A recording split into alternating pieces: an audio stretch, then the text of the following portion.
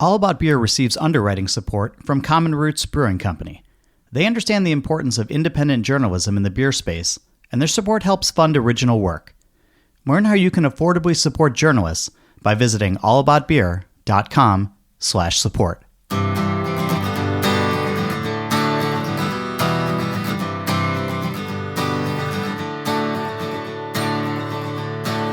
Welcome to Drink Your Think Beer, the podcast that gets to the bottom of every pint. I'm John Holl. I recently took a trip to Cape Town, South Africa, where I visited a number of breweries. Soul Barrel stood out for a number of reasons, including its location in the middle of wine country and its commitment to native ingredients and processes. Nick Smith, the founder of the brewery, will join me in a few moments. But first, if you have story ideas or guest suggestions or just want to reach out, you can get me anytime on email at johnholl@allaboutbeer.com. That's JOHNHOLL @allaboutbeer.com. And as you know, I've been talking about this on the show forever now, and you hear Andy at the cold open of the shows. But the way we're able to keep bringing original content to the beer industry and to curious beer drinkers is through your support. We've created an affordable underwriting program that's easy on your budget, helps you get visibility, and is an altruistic way to directly fund writers, photographers, and editors. Please visit allaboutbeer.com/support to learn more and to sign up. When you're at the website, poke around. You can read some of the recent articles. You can go through the archives, which go all the way back to our founding in 1979. And you can tune into other podcasts like One Iconic Beer, Brewer to Brewer, and the All About Beer podcast. Tune in. You won't be disappointed. All About Beer is on social media at All About Beer across the major platforms, so you can follow along and keep up with everything else we have going on.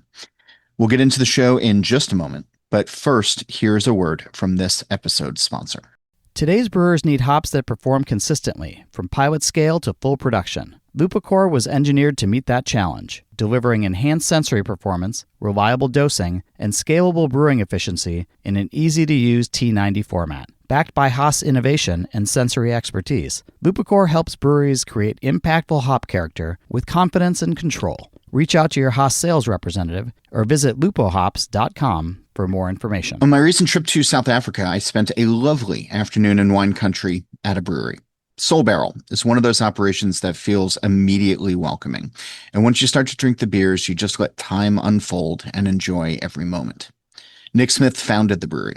It's housed inside of an old cooperative winery, and the building is filled with history.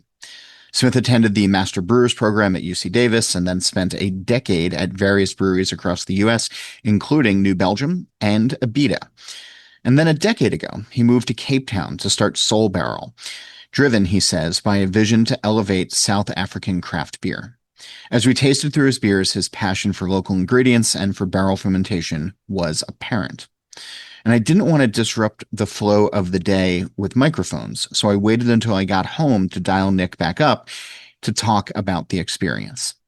Here's our conversation. Nick, thanks for talking with me. I had a fun time sitting at your brewery a couple of weeks ago, and that beer garden area of yours and all of the beers in front of us. But it's given me a little bit of time between that visit and now when we're speaking to sort of really process what I experienced at your place. And you kept talking about building a beer culture and finding beers that reflect the local culture. And I guess let's start off with what you wanted Soul Barrel to be when you first opened, because I think that sort of leads to where you are now and what I experienced and what people experience when they visit today.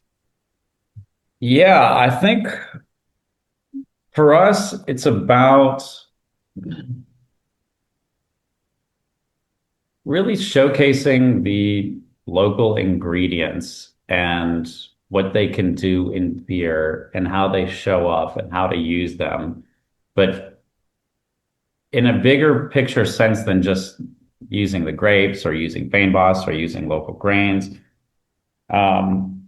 It's about trying to like showcase these things but also create kind of new ideas and do new expressions of what these things can do in a beer. Like create something original. So there's like in artistic realms, like quality is a lot of times determined by originality, right?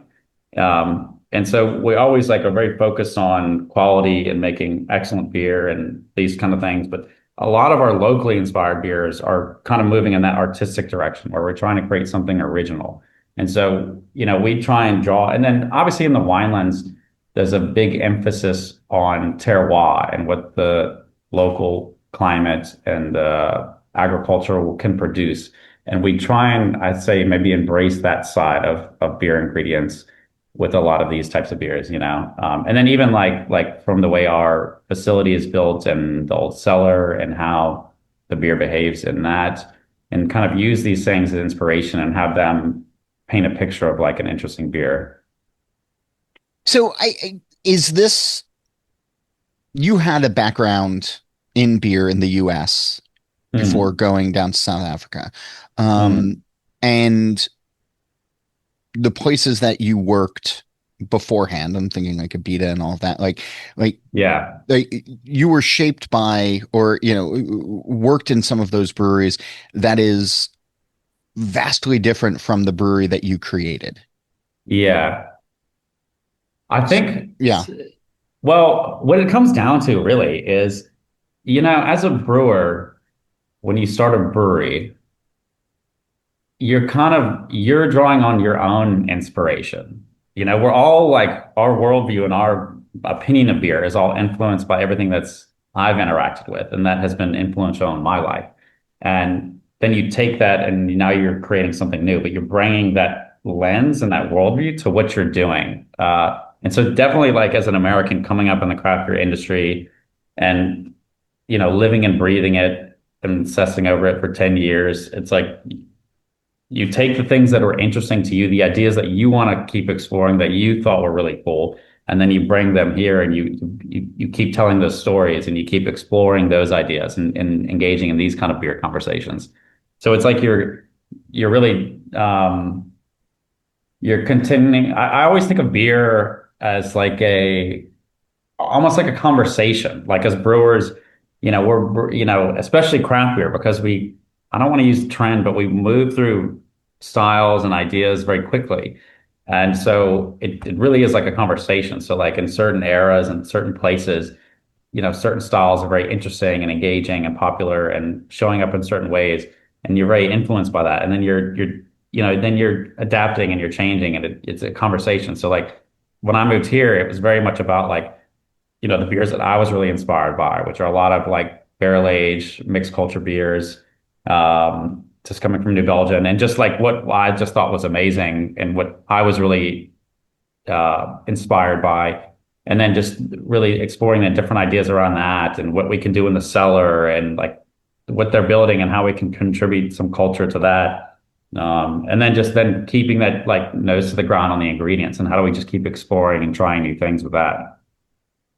So, I mean, there's one thing of, New Belgium, which, for years led that conversation and, the beers coming out of Fort Collins and then maybe Asheville a little bit, but like, especially I think of Fort Collins and, that inspired so many drinkers, so many brewers and, again, yeah, led that sort of conversation. It was still a small part of what craft beer was in the US as it started to grow. And certainly we've seen where consumer tastes are now, especially out of that particular brewery. Yeah. So were there challenges of, okay, this inspires me, this is authentic to me? I mean, when you started the Soul Barrel, like you were starting that culture in the same way that New Belgium largely did, back when Peter got into the cellar. It's like, what were those challenges early Yeah. on? Well, look, mixed culture beers and sour beers are certainly an extremely niche style. And in South Africa, it's not even really a niche. It's like there's a couple of us kind of doing it, and we're kind of the main one, and then we're known for that. But it's, it's a for your average Joe, sometimes it's an inaccessible style. Like it's just so different from what they're used to tasting. But like in the right setting, like that's what we're here to evangelize, like just these beers that we think are amazing. But as any kind of as probably most brewers out there in the world, like we kind of do those and those are like our big passion projects too, but we're also just as passionate about lagers that we brew, about Yeah. IPAs, about stouts, about we have this brown ale, like so like part of what our mission is to really showcase to South Africans the whole world of beer and how, like really get them inspired and energized about brown ales or like Vienna Lager or Maibach or like really because we think all these beers are just so amazing and they all have their different place and their different setting and the culture and the history and like the nuances and the story behind each beer out there. And so we're trying to really showcase kind of obviously our own adaptation and a lot of times it's a local step in a different direction with these styles, but it's really doing that, but then it's also like trying to showcase and just share like the world like these are really great beers. We want to tell you about them. Yeah. So you're in the middle of wine country out there. Who's visiting? Who comes to the brewery? Is it folks who are tacking on wine trips? Are they coming out specifically for the beer like I did? Who are the regulars? Yeah. Or maybe not regulars, but who are Yeah. Who's the yeah. types? It's a blend. It's a blend of we've got a good kind of regular base that are, people in the area, a lot of winemakers. We have a lot of regulars that are winemakers because it's a similar philosophy, it's a similar worldview, really interested in flavor and complexity and balance and structure and nuance. And so they appreciate the craft of brewing. So we've got other kind of people within that world that are kind of our regulars. Then you definitely have a lot of tourists. So like a lot of times people, they don't want to do wine all day. They want to maybe take a break and have a beer. And so we get a lot of people like that. And then part of that group of people is you do have, international beer consume, beer geeks or people that just are really passionate or interested in beer that are in South Africa and they're going to do some wine tasting and then they want to throw in a couple cool breweries and see what's happening. So for the folks who are coming out for wine, are they interested in your mixed culture in the terroir at all, or are they just, yeah, I need a lager? No, definitely. Like I think that's the Winelands is a place where it may be any touristy place. People are coming for experiences, like they like wine, but we get all the time. We always ask people like, what do you normally drink? Because that gives us a good idea of where their head is at and what they're expecting.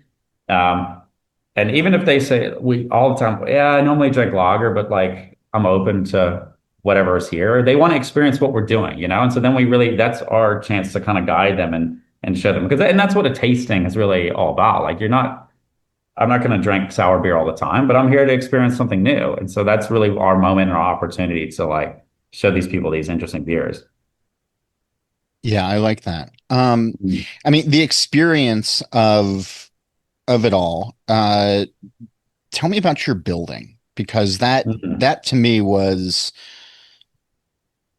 I don't know, worth the drive. Yeah, it's amazing. So it was built in 1906.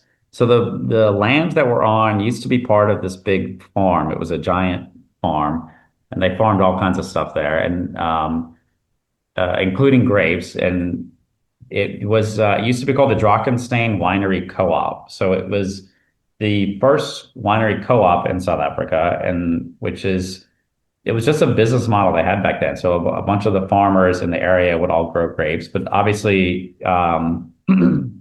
infrastructure around producing wine is capital intensive and difficult, and you're using it once a year.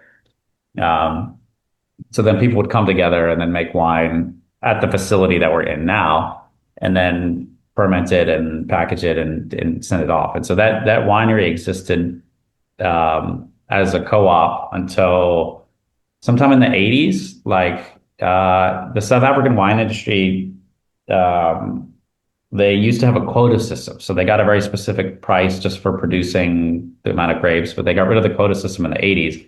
And so then kind of this bulk wine, just grow a lot of grapes model really stopped working at that point. And that's what a lot of the co-ops were based on. And that's when South African wine kind of started to premiumize itself and get exposed to the global markets. So the winery there closed. So they didn't make it through that transition. But then the guys that owned the place they were just renting it out as bulk storage, like for these big wine producers. So they would just rent out the tank space, during harvest and afterward. But then, about the time that we started, they had some problem in that they didn't have a liquor license, so they couldn't hold the wine there anymore. It was, I guess, kind of a gray area before. And Huh. they told them, you can't have this wine here. So then that kind of gave us the opportunity to do something new with it.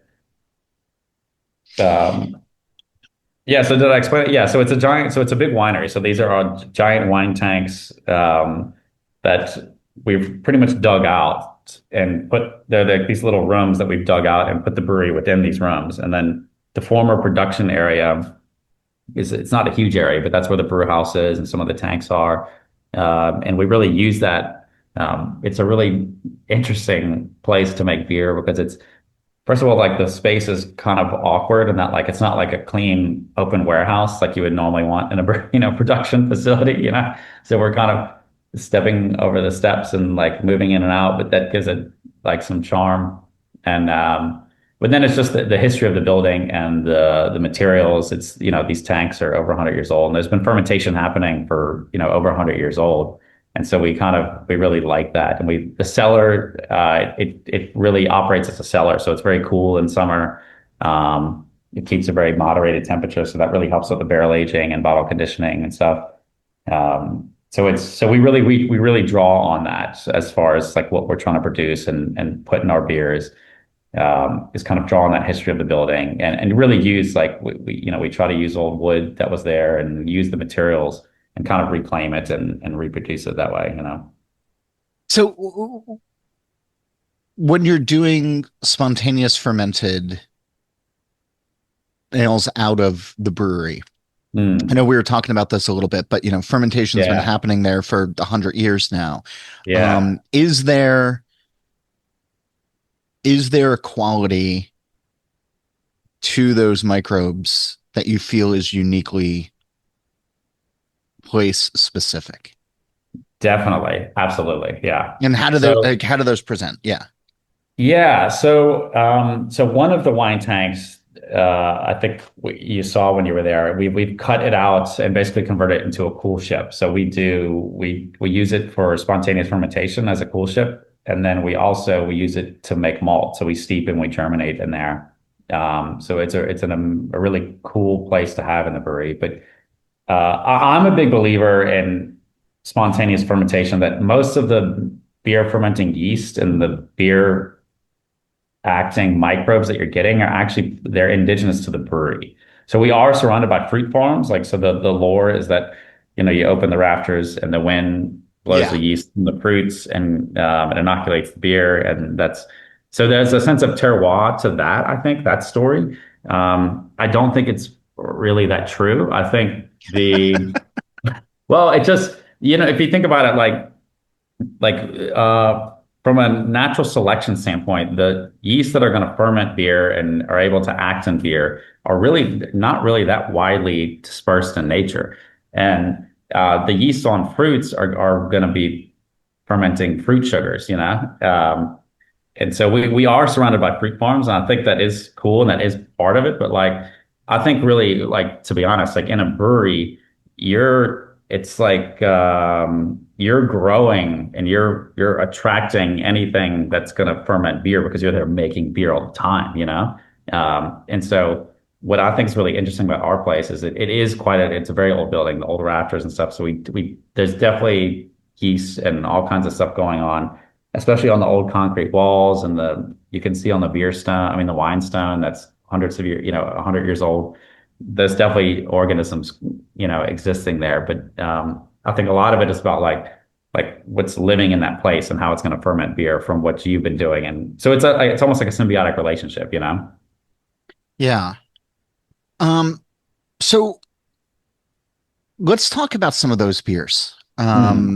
that have this local essence to them. And then um, you've also been brewing with a lot of indigenous ingredients as well.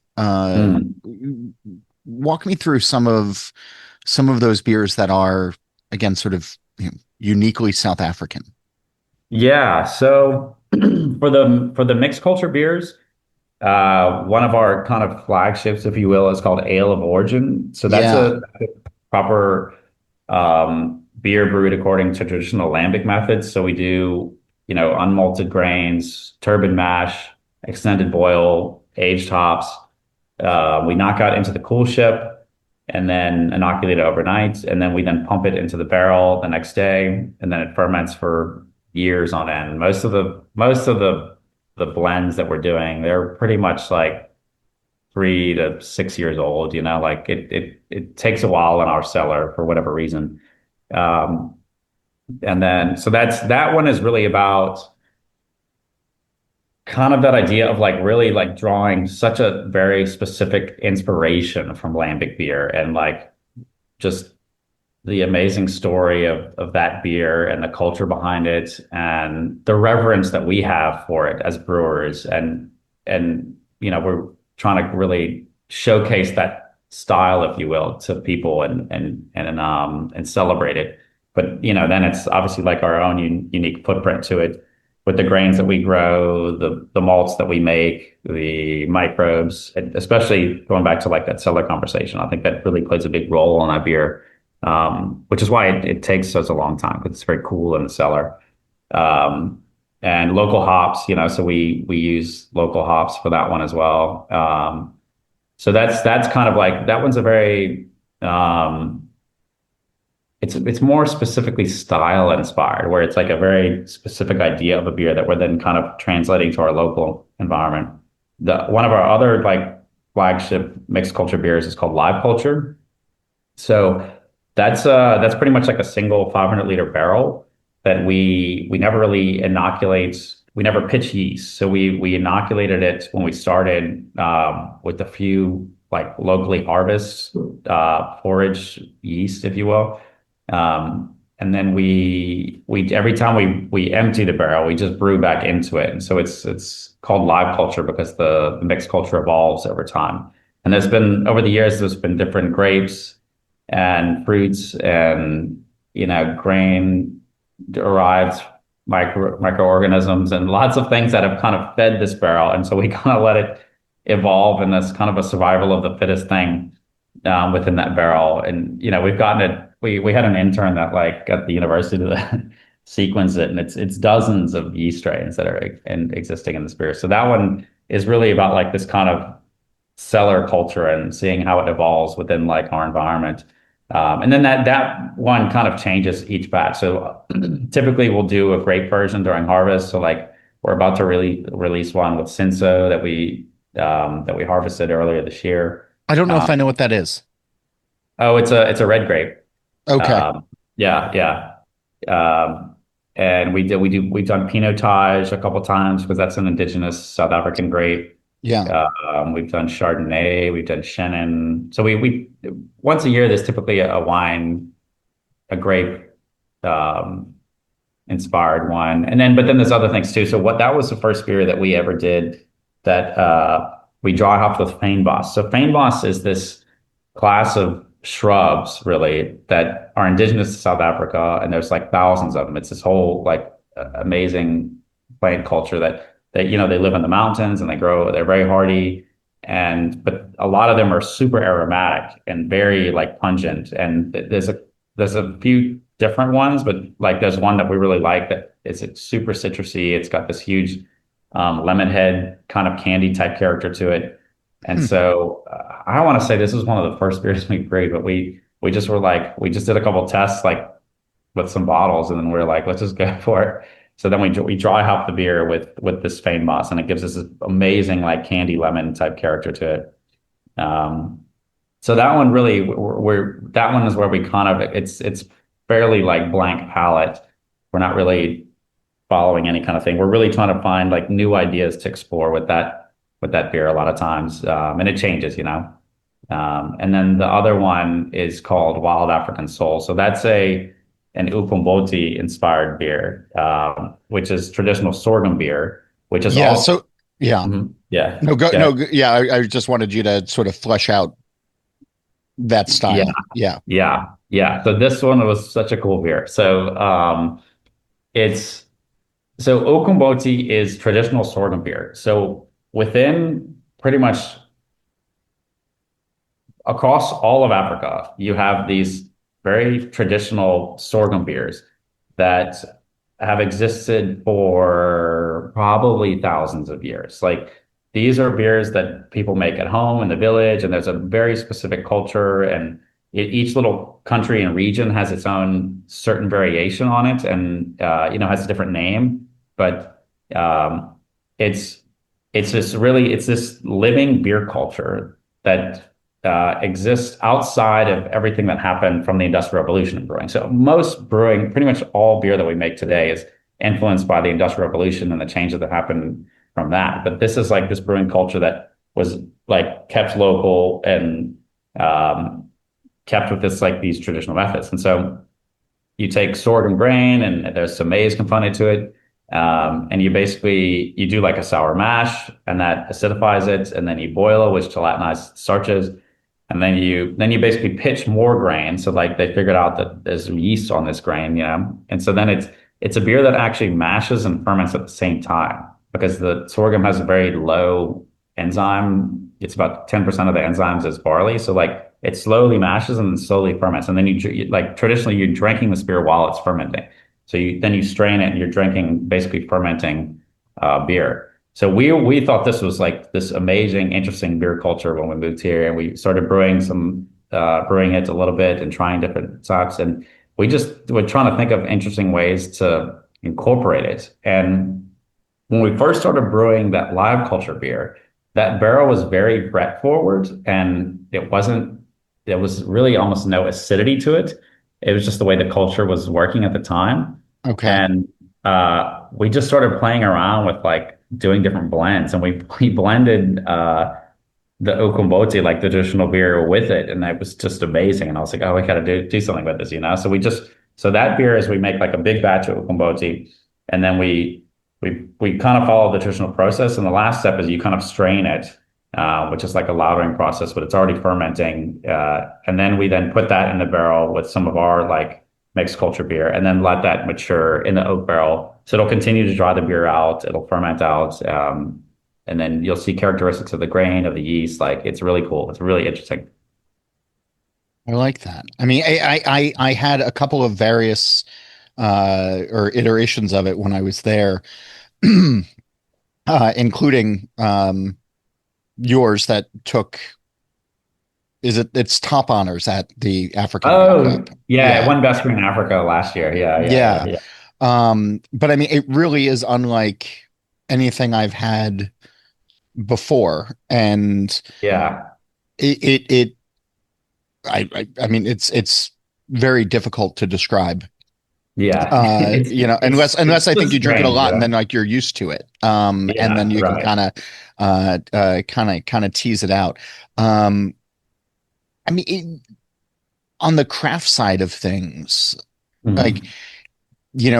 I mean, you're talking about, the style for 1,000 years now. And it's true. Like, are you trying to put a spin on it? Are you trying to, just do it the way you do it? What are where does your brewer's mind go Yeah, with yeah. this? So we basically try and take it as an idea and then use that. It's almost like a brainstorming process of like, okay, we've been exposed to lambic and these mixed culture beers and those traditions and how those beers operate and how they show up, and then like you then try and like strip away the clear lines between different beers and find what the commonalities are and what the interesting characteristics, and then it's almost like then you kind of piece together, okay, this is interesting from this, and then how do we then take that idea and then blend it with like some other ideas that we have experience with, and then create something new, you know? So, I mean, that's like what any kind of artistic creation is, right? You're taking different ideas and you're combining them together and creating something new. Yeah. So what we're trying to do is not really like we do brew the traditional beer like a few times a year just to showcase it to people, and let them understand what it tastes like and what it looks like. But then what we're really focused on is just using that as an inspiration base, and then having it like, you know, mix it up in our mind with everything that we've been influenced by, and then creating something new, you know? Yeah. Um, One of the other beers I had was Fonio Forward. And Mm, you know, there's a lot of talk. I mean, it's growing here in the US, but there's a lot of talk when I was visiting around on brewing with Fonio, mm. and folks trying it. What have you learned about brewing with the grain? Because, you know, you're probably doing it more than most folks here in the US these days. Yeah, it's really What do you easy, like about it? man. Yeah. Yeah, it's really easy, you know. You just throw it in the mash, you know, like you get it, it's de-hulled, like it doesn't have a husk. You know, you just have to blend it because you need the enzymes from the barley, or unless you're using exogenous enzymes. But it's really easy, and it's a clean grain, you know, like so it has a light like base flavor to it, but it depends on what you want to do. If you want to showcase yeast flavor or hop flavor or whatever. So the beer that we brewed was really like an XPA, like a very clean pale ale, because we wanted to see what the grain was going to do. And then we had some UK hops that we were showcasing too with it, but it's a really great, like easy drinking beer that we were so happy with.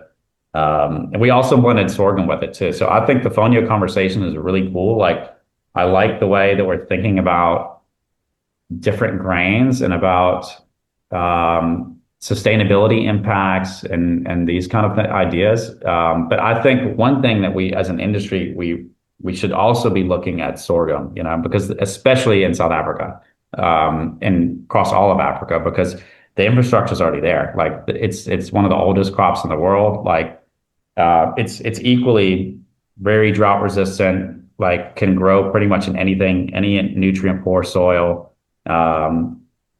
It's like this amazing like ancient grain that's been around forever, and it's also like it's one of the oldest brewing grains. You know, we've been making beer with sorghum since like the dawn of civilization, you know.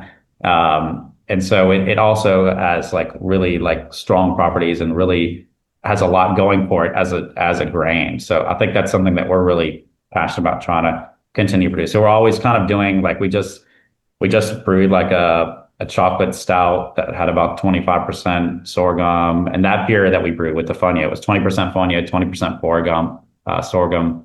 Um, but I think it's a great conversation. It's a new way of like bringing What in some new ideas to brewing, you know?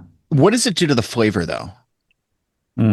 So like these are Because fairly, I yeah, when I think of sorghum, just you yeah. know, to sort of tee you up here, because like there's always this sort of, I don't know, maybe it's just because we're not used to it, but it's just there's something that's always kind of off about it. Like Mm, there's something that's always, I'm going to yeah. use the word gamey, but that's not, Mhm. you know, like how it's, you know, like I don't mean it in like sort of that meat way. Right. Yeah. But yeah, there's so yeah, I So get, yeah, when you're adding it to a chocolate stout, and I'm thinking of, you know, yeah. what you'd normally get off of that flavor, like what does sorghum do to it? So it depends on how you're brewing with it. In my personal opinion and experience, the the challenges with sorghum are really more process driven. Like if you kind of really pay attention to what you're doing, and it's like all brewing, you get the details right. You know, you take good record keeping. It's not really that offensive of a grain, or it's not even really that different of a grain, you know? So like, because the commercial brewers have really put in a lot of research. Like, I mean, you know, you have brewing textbooks from the 80s that are talking about brewing with sorghum, because the multinationals are coming into Africa and they're trying to figure out how to make commercial lager here, you know? So like you can even like in Zimbabwe and Uganda, the commercial lager there is brewed with sorghum, you know? And so these guys have figured out how to like clean it up and make it taste just like, because they're just trying to brew a commercial lager and they just happen to be using sorghum. So like the research is out there. In Nigeria, the sorghum, we always talk about Nigeria as this huge sorghum, it's this huge Guinness market, but that's a sorghum beer. Like, and so the for us, it's really, if you get the mashing right, if you get the boiling right, you get the fundamentals right. Like it's really it's not a complicated grain to brew with. Like, and that's something that we've really explored really in the past 12 months. It's just we've just started throwing it into different styles, and we didn't even like we just brewed this like I think you had it when you were there. We brewed like a hazy mango IPA that was 20% sorghum. We didn't even like tell people, or I mean, we kind of tell people, but like it's not the story we lead with on that beer. It's just like, cool, it's a hazy mango IPA. And it just happens to be brewed at 20% sorghum, because we're just exploring these ideas and see what we can do with it. Yeah, I dig that. Yeah. So as you sort of look forward to the evolution of the brewery, the beers you're making and what you want to make, where are you putting your attention, beyond what we've already talked about? Yeah, that's a great question. I think like you kind of felt probably just not sorghum is a really interesting idea to me that we're pushing some more.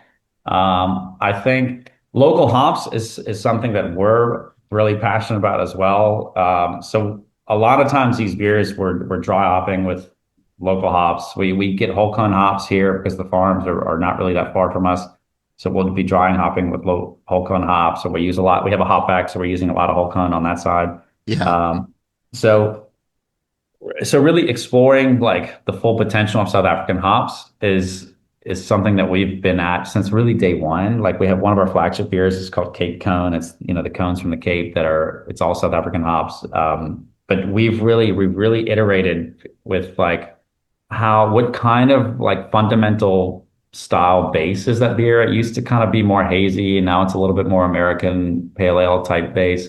And then just the dry hopping blend and the timing and all these things like, because, South Africa is, I don't remember the number. I want to say it's like the 11th or the 13th largest hop growing. Maybe it's the 20th. I don't know. So, but we grow a decent amount of hops here, and they're all varieties that are indigenous to South Africa that were developed to grow here.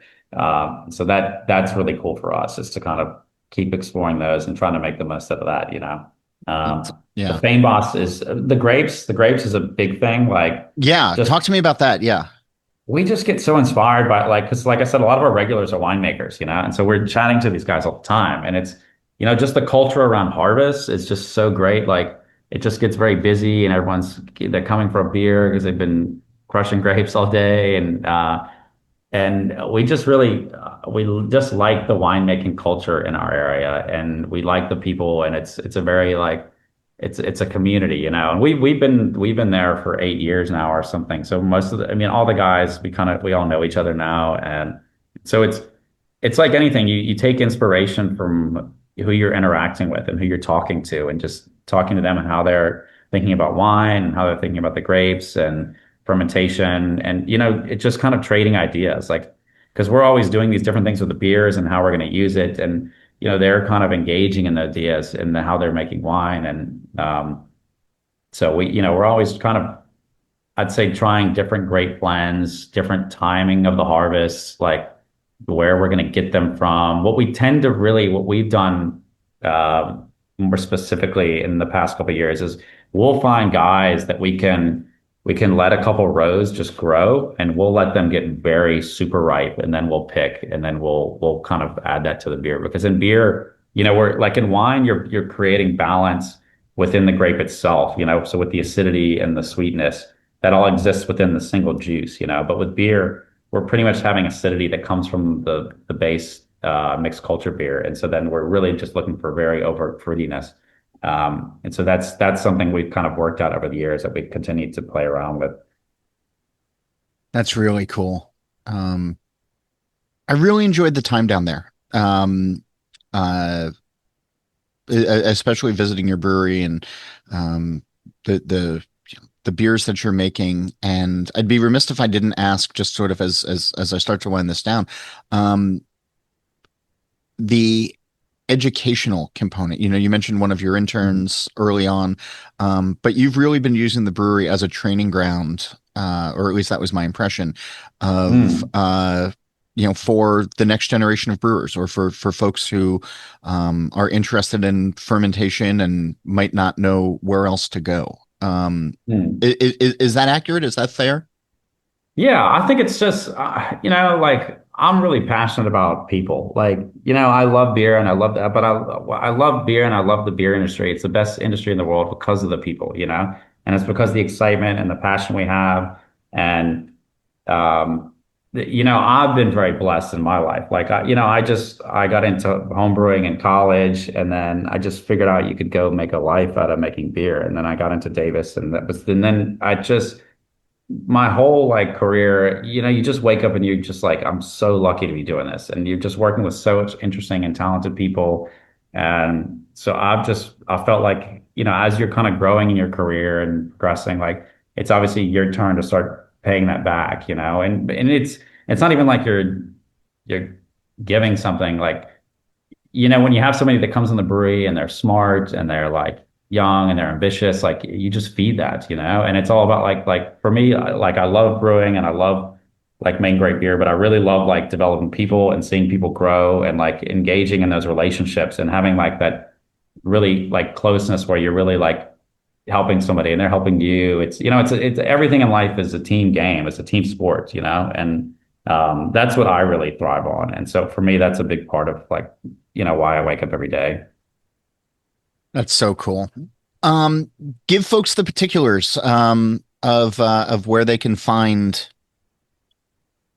you and the brewery, and both in person and online. Yeah, so Soul Barrel, what they call .coza. So they say Z weird here. They say Yeah, Z. So the website is soulbarrel.co.za. And you can find us on Instagram and all that stuff. But yeah, the brewery is like it's outside of Franschhoek. So Franschhoek is a very famous wine growing region in South Africa, and we're kind of in that area. And it's about maybe 45 minutes outside of Cape Town. And yeah, that's us. Like we're just kind of doing our thing out here and trying to just, I don't know, preach the gospel and like showcase South African beer and showcase African ingredients and like just it's always about like exploring new ideas and like being passionate and trying new things. that's so cool. Um, Last question then, and I've been asking folks on this show for, I don't know, years now, but what I call the green door question. And there's a TV show called The Good Place. And in the final season, they introduce a concept of the green door where the characters can walk through it and be anywhere they want, doing whatever they want. So if we had a green door on our plane of existence and this conversation ended and you could walk through it and be in any pub or any brewery anywhere in the world, where would you want to go? Who would you want to be with? And what would you like to be drinking? Whoa. Whoa. Okay. Okay. Okay. Is it there's a time thing? Can you go back in time or how does this? This is your green door. This is you answer it how Sure. you feel comfortable. Okay.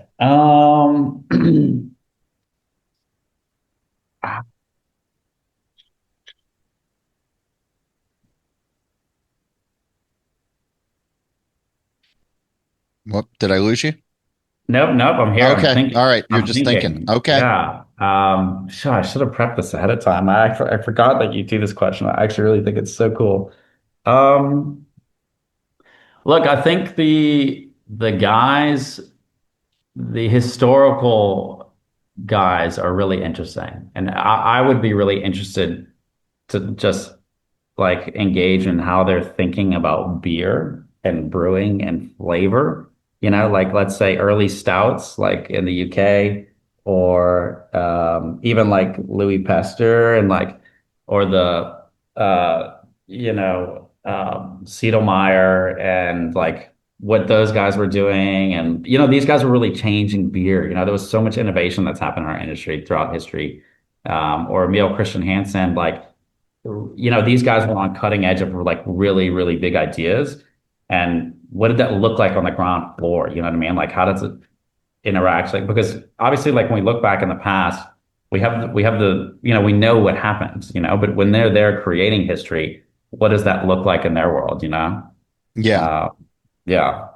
Was that too vague? Do I need to pick No, one? no. That's that. I mean, there's no wrong answers for this question. So, Yeah. um, Okay. All right. that's really cool.